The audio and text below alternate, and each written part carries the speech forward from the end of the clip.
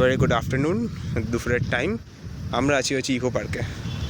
And আজকে eco পার্কে এসেছি, বিশেষ কোনো কারণ সেমন নেই, কিন্তু আমাদের অনেক আলোচনা আছে, ইম্পর্টেন্ট ডিসকাশন। কি এগুলো কি? অ্যাকচুয়ালি ইকো পার্কটা এতই বড় যে একদিনে ঘোরাটা ইম্পসিবল। ফটো তুলবো না? হেভি তো, এটা তাহলে ফটো তুলে আসি। হারিয়ে যাওয়া বয়ফ্রেন্ড। Very nice. ওটাই বলছি, ইকো পার্কটা এতই বড় জায়গা যে একদিনে কভার করাটা একটু ইম্পসিবল হয়ে যায়। অলরাইট, তো এটা হচ্ছে মিস্ট এরিয়া ইকো পার্কের। মানে আমি এসেছি 2-3 বার আগে, কয়েকদিন আগে আসলাম, তো আমি এটা ভিডিওতে দেখেছিলাম, কোথায় জানতাম না।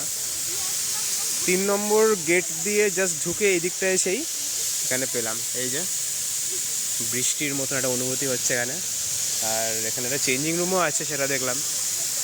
অ্যান্ড দেখি কিছুক্ষণ সময় কাটাই।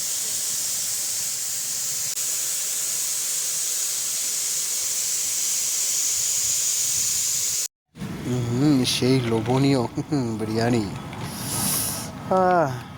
সাথে আছে চিকেন চাপ, আর এই সুন্দর ভিউ। আর কি চাই? চাই কিছু?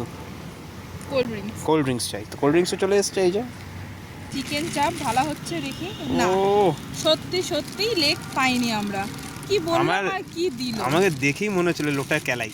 ওকে বলছি, ও শুনতেই পায় না, ও এই আর আমার গরমে আর ভালো লাগছিল না। টেস্টটা তো ভালো।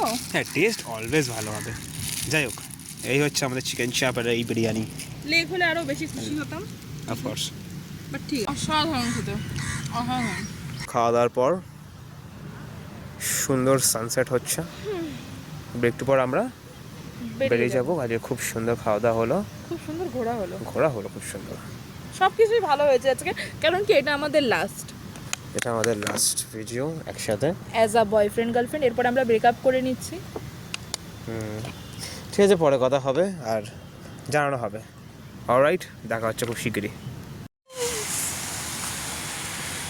ব্রিজ ফটো তুলে রাখার দিকে ব্যাস।